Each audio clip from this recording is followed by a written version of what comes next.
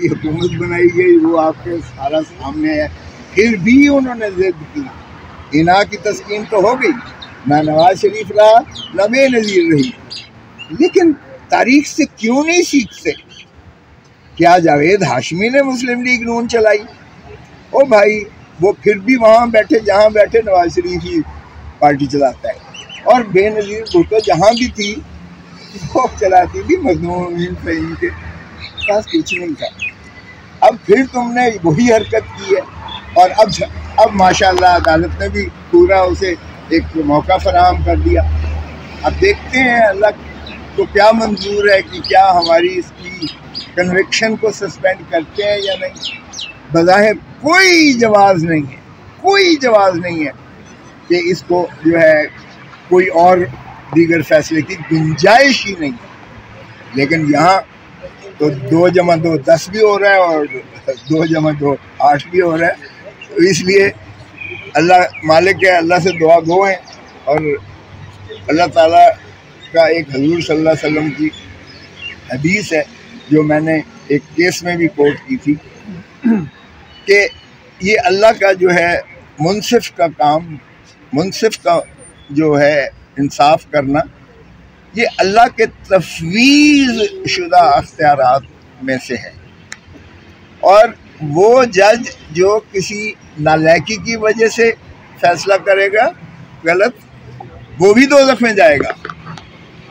जो बेईमानी करके करेगा वो भी दोज़ख में जाएगा। और पुल सरात से वही गुजरेगा जो अल्लाह की मखलूक को इंसाफ देगा, फराहम करेगा। ये हदीस हजूर सल्लल्लाहु अलैहि वसल्लम की मुस्तहिक हदीस है जो 1994 सुप्रीम कोर्ट में मौजूद है बड़ा वाज़ेह तौर पर। खौसा साहब, फिर आमिर फारूक साहब के बारे में क्या ख्याल है आपका? अल्लाह करम करे। मैं तो सारों की इस्लाह अहवाल चाहता हूँ। अगर मौलवी मुश्ताक की नाश को मक्खियों ने हमला करके अल्लाह ने इसी दुनिया में इबरत का निशान बनाया था, भगदड़ मची थी और उसकी नाश काली स्याह होकर नाकाबिले शनाख्त हो गई थी। सारे पाकिस्तान ने देखा, सारी दुनिया ने देखा। अल्लाह ने इस दुनिया में भी उसको सजा दी, अगले जहान में तो दोज़ख है ही है। तो ये भुट्टो का भी अदालती कत्ल हुआ था, वो सदारती रेफरेंस अब लग गया है, तो उस पे क्या कहते हैं आपके, उसके क्या असरात होंगे? फैसला आता है तो सियासत और अदलिया में देखें, उसमें मेरी बात हुई थी पहले। तो बाबर अवान को रखा गया था सदारती रेफरेंस में, उस वक्त सदर थे आसिफ अली जरदारी साहब। तो बाबर अवान ने यहाँ कहा नोटिस मिलिया कख ना लिया आपके सुप्रीम कोर्ट के सीढ़ियों पर खड़ा होकर, और उनका लाइसेंस सस्पेंड कर दिया इफ्तिखार मोहम्मद चौधरी साहब ने। तो वो तो माने हो गए। फिर सदर साहब ने, आसिफ अली जरदारी साहब ने एतजाज़ आसन चौधरी, बैरिस्टर चौधरी एतजाज़ आसन साहब को मुतय्यन कर दिया, मुकर्रर कर दिया प्रेसिडेंशियल रेफरेंस। हमारी जब मीटिंग हुई वहाँ, तो हमने कहा कि नहीं, सदर कभी कोई होता है, कभी कोई होता है, आ जाता है, अगला सदर जाने कौन आता है। तो बिलावल को फरीक बनना चाहिए, बिलावल भुट्टो को।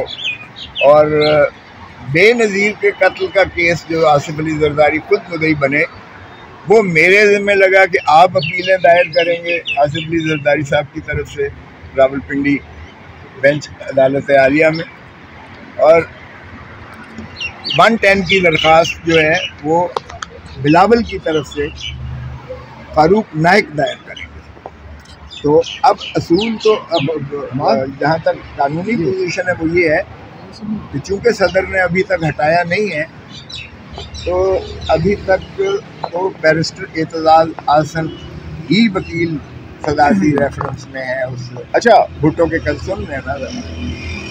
लेकिन जब इन्होंने मुझे एतजाज़ आसन कहने लगे कि मैंने लिखा चेयरमैन को कि अब जो है क्या आप मुनासिब समझेंगे कि मैं इसे करूं, तो उन्होंने इनकार कर दिया। उन्होंने कहा कि फारूक नाइक करेगा। अब फारूक नाइक इसलिए नहीं कर सकता सदारती रेफरेंस को, क्योंकि वो सदर आरिफ अली भी अगर चाहें तो वो उसको मुकर्रर कर सकते हैं, और वो भी काबीना के एडवाइस पर करेंगे।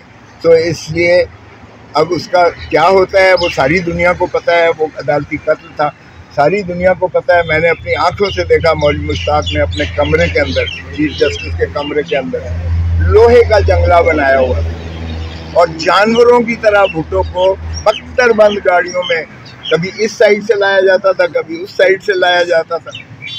उससे इतने खाइफ थे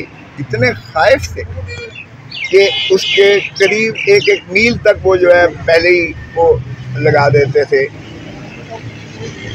जो भी कर देते थे, मतलब कोई इहाता नहीं, आखारदार सारे कह दें या जो भी है, सिक्योरिटी कर देते थे, हिसार बना देते सिक्योरिटी का उसको। और उसमें जिस वक्त वकीलों ने जरा करनी तो मौलवी मुश्ताक ने अपनी मर्जी से लिखवाना, उसमें गवाह कुछ कह रहे हैं, अदालत कुछ और लिखवा रही है। तो वकीलों ने जब बाइकाट किया, मौलवी मुश्ताक कहता है मैं आपको इजाज़त नहीं देता, आप ही वकील होंगे, अब आप अदालती मुआविन के तौर पर वकील होंगे। ऐसी भी कभी ट्रायल होता देखा है। और फिर अप्रूवर जिस तरह बनाए गए, फिर उनको जो है कुरान शरीफ उठा के तो हमायल के तौर पर भुट्टो ने 4 दिन यहाँ आकर खुद सुप्रीम कोर्ट में आके खुद पेश होकर उन्होंने बहस की। और वो मार्केटुल आरा है, तारीख का एक हिस्सा है। सही। तो ये जो 4-3 का फैसला हुआ था, इसमें एक जज साहब ने लंदन में भी और बाद में भी तस्लीम किया कि मैंने दबाव के तहत ये फैसला जो है भुट्टो के खिलाफ किया था। तो अगर उसका निकाल दें तो फिर 3-4 के हिसाब से वो बरी हो रहे थे भुट्टो साहब, लेकिन उनकी बरीयत के खिलाफ जो है पैसा देकर उनको सजा कर रहे। अच्छा खोसा साहब, माजी में भी हमने देखा है कि आज जो फैसला महफूज किया था, पहले हमने दरख्वास्त की थी कि हमें इन्होंने इसी सज़ा के पादाश में जिसको आपने मुअत्तल किया सज़ा को, उसी के पादाश में इलेक्शन कमीशन पाकिस्तान ने 5 को फैसला आप सज़ा का हुआ। उसने अपील की इंतज़ार नहीं की कि 30 दिन अपील के होते हैं, अपील का तो कम से कम देख लें क्या बनता है। 8 तारीख को उन्होंने खैर से उस बिना पर 5 साल के लिए नाअहली इलेक्शन में कर दी। हमने उस दिन भी कहा था जी यहाँ हाई कोर्ट की डिवीजन बेंच को कि जनाब सिर्फ सज़ा को मुअत्तल ना करें, कन्विक्शन को भी मुअत्तल करें। और चूँकि 426 की लैंग्वेज बड़ी क्लियर है कि सेंटेंस को सस्पेंड करेंगे और the order appealed against. Appealed against का मतलब ये है कि उस हुक्म को भी वो मुअत्तल कर सकते हैं जिसके खिलाफ हमने अपील की है। और चूँकि अपील में आपने देखा था कि दलाइल हमारे ये थे कि जिस शख्स ने इस्तिगासा किया उसको अख्तियार ही नहीं था सिरे से। डिस्ट्रिक्ट इलेक्शन कमिश्नर इस्लामाबाद को अख्तियार ही नहीं था। ये इलेक्शन कमीशन ऑफ पाकिस्तान का था या वो जिसे डेलीगेट करता। और इलेक्शन कमीशन ने कभी भी डिस्ट्रिक्ट इलेक्शन कमिश्नर इस्लामाबाद को कभी भी तफवीज़ नहीं किए थे अपने अख्तियार। तो इसलिए वो कंप्लेंट ही गैर आईनी गैर कानूनी। दूसरी बात ये है कि जिन एडिशनल सेशन जज माशाल्लाह दिलावर साहब, बड़ा उनका लंदन में उन्होंने खैर मकदम किया पाकिस्तानियों ने, वहाँ जो उनकी बेइज्जत अफजाई हुई वहाँ आप सब ने देखी। तो उन्होंने उनको अख्तियार समात ही नहीं था केस का, क्योंकि ये दफ़ा 190 ज़ाब्ता फौजदारी के तहत और 193 ज़ाब्ता फौजदारी के तहत ये मैजिस्ट्रेट के पास इसका ऐसा दायर होता और मैजिस्ट्रेट उसको देखने, जांचने, परखने और उसको इहाता करने के बाद ही ये फैसला करता और भेजता अगर सेशन अदालत के लिए काबिल समाअत। सो हमारा जो है, और फिर जो है इलेक्शन एक्ट के तहत ही ये जो ऐसी दरख्वास्त है जिसमें आपने डिक्लेरेशन दिए हों और डिक्लेरेशन में कोई ऐसा तजाद हो या गलती हो या ओमिशन हो या जो भी हो, तो वो भी म्याद एक मुतय्यन है, उस म्याद के अंदर कर सकते हो आप। और ये फिजिकल प्रोविजन जो होते हैं इनको स्ट्रेच नहीं किया जा सकता, इनको फैलाया नहीं जा सकता, इनमें तोसी नहीं की जा सकती है म्याद। और ये तो कई सालों के बाद मेरे खिलाफ जो है, इमरान खान के खिलाफ जो है ये कंप्लेंट की गई। सो कंप्लेंट ज्यूरिसडिक्शनल इनकैपेसिटी थी, न सिर्फ दायर करने वाले की, न सिर्फ म्याद की बुनियाद पर, बल्कि जिस एडिशनल सेशन जज बिलावर ने समाप्त की उसको भी सर से अख्तियार नहीं था। और ये फैसला जो है इसी बुनियाद पर कलअदम मुतसव्वर हो जाते हैं। बाकी चीज़ें तो मेरिट की तो एक तरफ रखें ना, कि हमें बार बार इन्होंने दरख्वास्तें खारिज की, बार बार अदालत आलिया ने फिर उन्हीं के पास भेजा, उनका एक अकाउंट निकला और उसमें उसने जो कुछ किया हुआ था इमरान खान के बारे में वो उसको दिखाया गया। उसने कहा हाँ ये है तो मेरा, लेकिन ये मैंने नहीं की इस पर। और जब FIA को रेफ़र किया तो FIR ने उनको क्लीन स्लेट, क्लीन चिट देकर, यानी इरेज करके, फारिग साफ करके उसको कहा कि है ही नहीं। और वकील हमारे पेशियां भुगतते रहे, ख्वाजा हारिस को भी बुलाया गया उसके। और उसके बाद किसी एक पेशी पर बिलावर महमूद ने किसी एक पेशी पर ख्वाजा हारिस का इंतजार करना गवारा नहीं किया, हत्ता कि उनकी जो सफाई की दरख्वास्त थी उसको भी खारिज कर दिया गया गवाह बुलाने को, कि ये गवाह गैर मुताल्लिक हैं। ओ भाई, बगैर एग्जामिन किए तुम कैसे कह सकते हो गैर मुताल्लिक हैं? और वो तुमने मुस्तरद कर दी। वो आज तक पेंडिंग है इस्लामाबाद हाई कोर्ट में निगरानी। लेकिन शुमी एक किस्मत क्या कहा जाए कि जब जब हम यहाँ आए और सुप्रीम कोर्ट में भी गए तो सुप्रीम कोर्ट ने फिर कहा कि ज्यूरिसडिक्शनल जो इनकैपेसिटी है इसको पहले तयन किया जाए, इसको पहले फैसला किया जाए, क्योंकि बाकी मामलात आप उस वक्त तक हाथ भी नहीं लगा सकते केस को जब तक आप ये तय नहीं करेंगे कि आपको अख्तियार समात है या नहीं। लेकिन उसको भी दरखुर एतना रखते हुए माशाअल्लाह दिलावर साहब ने ठा करके 3 साल सजा की। और उसके बाद जब यहाँ आए हम सस्पेंशन के लिए, तो फिर आपको इल्म है कि जिस तरह से तारीखें पढ़ी और फिर इस दौरान में सहूलतकारी हुई और इलेक्शन कमीशन ऑफ पाकिस्तान ने नाअहल करार दे के फिर इनको इना को तस्कीन ना हुई, क्योंकि इन्होंने हुक्म दे दिया इलेक्शन कमीशन ने कि 1.5 साल पहले जो आपका इलेक्शन था वो कलअदम है। आज तक किसी सियासी जमात का जितनी है मंगवा लें ज़रा, सारे बिला मुकाबला होते हैं और सारे एक ही दिन में एक ही वक्त में होते हैं। मैं खुद सेक्रेटरी जनरल रहा हूँ, मैंने भी ये जावेद बैस को चीफ इलेक्शन कमिश्नर बनाया था, आजकल वो एडिशनल अटॉर्नी जनरल है, और उनकी जानिब से खतूत लिखे गए सूबों को, अपनी सूबाई तंजीमों को, और उसमें एक ही नाम आया बिलावल चेयरमैन, एक ही नाम आया लतीफ़ कोसा सेक्रेटरी जनरल, एक ही नाम आया कमर जमान कायरा इंफॉर्मेशन सेक्रेटरी और अमजद ट्रेजरर का। और हम ना बिला मुकाबला सारे लोग मुंतखब हो गए, उसको तो किसी ने चैलेंज नहीं किया।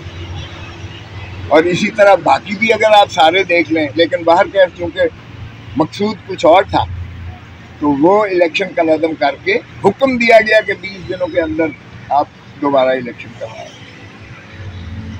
अब 20 दिनों के अंदर हम यहाँ आ गए कि जनाब खान साहब के बगैर कैसे क्या पार्टी चल सकती है? PTI है ही इमरान खान और इमरान खान ही PTI है हुआ है, वो इलेक्शन नहीं लड़ सकते हैं दोबारा। तो फिर कौन सी आप level playing field election commission साहब दे रहे हैं और हुकूमतें क्या ये कर रही हैं? हम यहाँ आ गए कि जनाब कन्विक्शन को भी सस्पेंड कीजिएगा।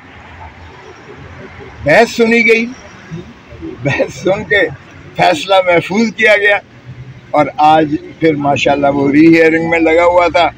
और आपने देखा किस शिद्दत से डिस्ट्रिक्ट इलेक्शन कमिश्नर इस्लामाबाद का वकील, जो नवाज शरीफ का वकील भी है, ये क्या मैंने कहा, मैंने अदालत में कहा कि जी एक तो deputy election district election commissioner Islamabad को मेरे से क्या ऐसा परखाश है, कौन सी ऐसे मेरे साथ इसकी जाति को कत्लों की दुश्मनी है कि ये इस हद तक आकर प्राइवेट वकील रख रहा है, जबकि चीफ जस्टिस काजी फाइज ईसा साहब ने 2017 की जजमेंट दी, 2017 सुप्रीम कोर्ट जजमेंट दी है कि ये प्राइवेट वकील कोई सरकारी इदारा नहीं रख सकता है। और फिर नवाज शरीफ का वकील डिस्ट्रिक्ट इलेक्शन कमिश्नर उसको फीस लिए डिस्ट्रिक्ट इलेक्शन कमिश्नर दे सकता है उसको सामने दे, तो फीस किसने दी है? नवाज शरीफ ने फीस दी होगी। तो मैंने कहा जी कि नवाज नहीं, अच्छा फिर बस फिर जज साहब सुनकर तो फिर रिजर्व हो गया। अब देखते हैं कि ये इलेक्शन के बाद सुनाते हैं या इलेक्शन से पहले सुनाते हैं। तीनों फैसले जो हैं यहाँ हाई कोर्ट की नज़र हुए, मैं कैसे दिफा कर सकता हूँ? मैं चाहता हूँ कि अदलिया बाला अदलिया को दिफा कर, मैं दिल से चाहता हूँ कि अदालतों की इज्जत की जाए, मगर मैं कैसे दिफा कर सकता हूँ? लोग कैसे यकीन कर सकते हैं कि एक अगले दिन भी एक नैब के केस में वो प्रोसिक्यूटर साहब आए, राजा मुजफ्फर साहब, और एक जैली कागज उन्होंने पेश करके 3 तारीखें ली उसमें। अलकादर ट्रस्ट केस में जमानत की दरख्वास्त की रिवीजन थी, यहाँ इसी अदालत में 3 तारीखें जैली कागज दे के ली कि ये जी लॉ तो ये बन गया, लॉ ये बन गया। और फिर आखिरी मौके पर ये कहा कि ये 23 मई 2023 का ये नोटिफिकेशन है जी, ये एक्ट है, और हम उसे कहें कि जी ये बिल्कुल जैली है, इसका कोई वजूद नहीं है। तो हाई कोर्ट ने लॉ मिनिस्ट्री को बुलाया और लॉ मिनिस्ट्री वाले आए, उन्होंने कहा जी ये तो बिल्कुल जैली है, ये तो कानून है ही नहीं। आज मैंने कहा कि अगर इमरान खान के किसी वकील ने ऐसी हरकत की होती तो आपने उसे अंदर कर दिया होता और आपने बार काउंसिल को भी लिख दिया होता कि इसका लाइसेंस सस्पेंड करें, और आपने लिखा होता कि अदालत को धोखाधड़ी का मुर्तकिब हुआ। लेकिन चूंकि वो माशाल्लाह चहीते हैं, नैब है, और वो माशाल्लाह राजा साहब है, तो वो कुछ भी कह दें और जैली कागज हो, आपने उसे कुछ भी नहीं कहा। और उल्टा हर पेशी पर कहा कि गिरफ्तार नहीं किया इमरान खान को, और आखिरी पेशी पर आकर जब काम हो गया तो कहा जी ये तो गिरफ्तार हो गया, इमरान खान को हमने गिरफ्तार कर लिया। तो जज साहब को मैंने कहा जी आपके साथ फ्रॉड कर करके तारीखें ले लेके और इन्होंने बयान दिया कि इमरान को गिरफ्तार नहीं किया। अब ये प्रीमियम, अपने फ्रॉड का ये प्रीमियम ले रहे हैं कि गिरफ्तार किया। माशाल्लाह जज साहब अजमत है, अजीम है। उन्होंने हमारी खारिज कर दी कि चूँकि अब गिरफ्तार हो गए हैं, लिहाजा कब्ल गिरफ्तारी की जमानत खारिज की जाती है, दाखिल कर सकते हैं। एक इलेक्शन कमीशन में मैंने ये अर्ज किया कि जी इन्होंने सदर लगाना है, तारीखें दे के आज भी देख लिया, हमने फिर इलेक्शन करवा दिए, वो भी अगर से इन्होंने चैलेंज किया हुआ है, अल्लाह ही मालिक है बाहर का। ये एक ही स्क्रिप्ट है उन कुव्वतों का जो पाकिस्तान को नहीं चलने देना चाहता। पहले भी जनरल परवेज मुशर्रफ ने ये किया था कि माइनस बेनज़ीर और माइनस नवाज शरीफ, और उस वक्त नवाज शरीफ के तो माशाअल्लाह वो तो माहिर है इस मामले में, हाथ पैर के अंगूठे लगाकर माफ़ी मांग कर जनरल परवेज मुशर्रफ ने 10 साल के लिए वो अपने सारे टब्बर को लेकर, शेफ तक को लेकर जहाज़ पूरा भर के वो सरूर महल में माशाअल्लाह चले गए। और बेनज़ीर भुट्टो चूँकि उनको जिस तरह से हुक्म जारी करके जज को कि सजा करो, हमने टेपें चलाई, आपने देखा, उसको जला वतन कर दिया गया था। तो कानून इसने ये बना दिया कि अगर पार्टी टिकट लेना है तो पार्टी का सरबराह खुद हाजिर आए। अब उसे पता था कि ना नवाज शरीफ आ सकता है, क्योंकि 10 साल का उसको तो पाबंद करके भेजा हुआ है, डिस्पैच करके, और सऊदी का यही है, और ना बेनज़ीर आ सकती है, क्योंकि उसे तो माशाअल्लाह फुल डोज दिलाई है। जिस तरह मैं नाम नहीं लेता, मुझे ऐसा फौत हो गए, मेरे बीवी थी, तो वो उस वक्त नवाज शरीफ ने कहा मैं तो बाइकआउट करता हूँ, हमारी पार्टी बाइकआउट करती है। बीबी ने कहा हमें एक ही बाइकआउट काफ़ी है। 1985 का गैर जमाती असेंबली बना दी थी ज़ियाउल हक ने, और वो सारा सत्यानाश करके एक सियासी मंजरनामे का रख दिया। बाइकआउट अब किसी कीमत पर नहीं। हम सारी रात बैठकर 4 पीस बनाई, पाकिस्तान पीपल्स पार्टी पार्लियामेंटेरियन, बेनज़ीर का नाम बीच में से फारिग कर दिया गया। मखदूम अमीन फ़हीम साहब सदर बन गए, राजा परवेज़ अशरफ सेक्रेटरी जनरल बन गए। नवाज शरीफ ने क्या किया, अपने आप को हटाकर उसने मखदूम जावेद हाशमी को सदर बना लिया और राजा ज़फ़रुल हक को चेयरमैन बना दिया। और इस तरह से पीपल्स पार्टी को तीर के निशान पर लड़ने की इजाज़त मिल गई और मुस्लिम लीग नून शेर के निशान पर लड़ी।